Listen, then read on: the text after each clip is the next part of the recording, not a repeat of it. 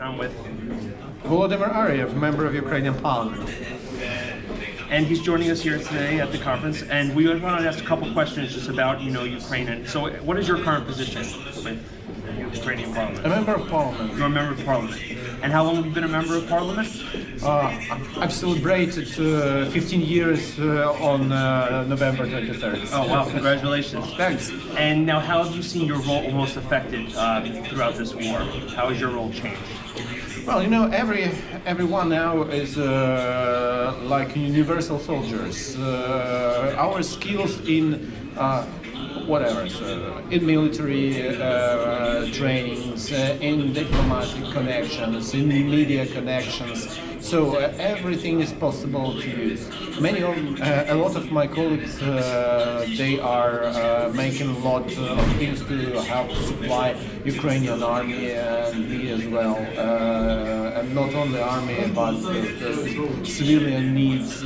For example, I'm now taking care about three towns in three communities in Kharkiv region, liberated from Russian troops, and they are vitally needed in powerful water clean filters, especially for hospitals and for other people who live in the area. So a lot of things to do. So we are now universal soldiers, and everyone serving Ukraine. Everybody seems to be taking on other occupations, not just private citizens, but government officials as well. And the biggest thing you can provide to them would be water and food and everything possible. When I was born in Kiev, and I spent all my life in Kiev, and when Kiev suburbia were occupied by Russians, I immediately organized the delivery of food to villages, especially farm villages, as well as there were no electricity, and local stores was out of service. So people had the needs in just elementary food, and I did it. So we do our utmost to help each other and to approach Ukrainian victory of aggressive Russia.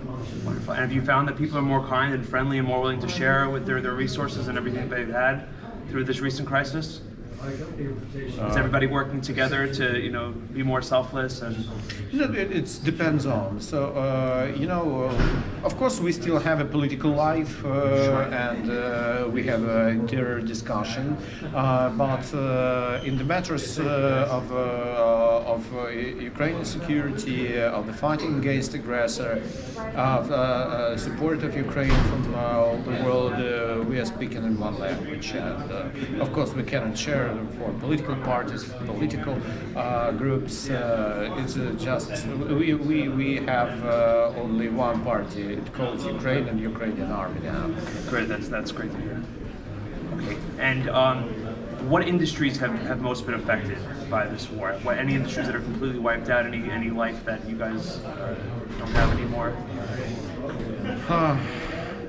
Of course, we have big losses in the economy, and it affects everything around. So the falling of GDP 35% down, it's not even catastrophic. It's a disaster for every state. So I think one fourth and a quarter of our territory is completely destroyed after this war. We have really big losses in energy infrastructure, not so much in its generation, but more in the electricity networks, especially high voltage transformers were destroyed, and it needs at least half a year to restore that.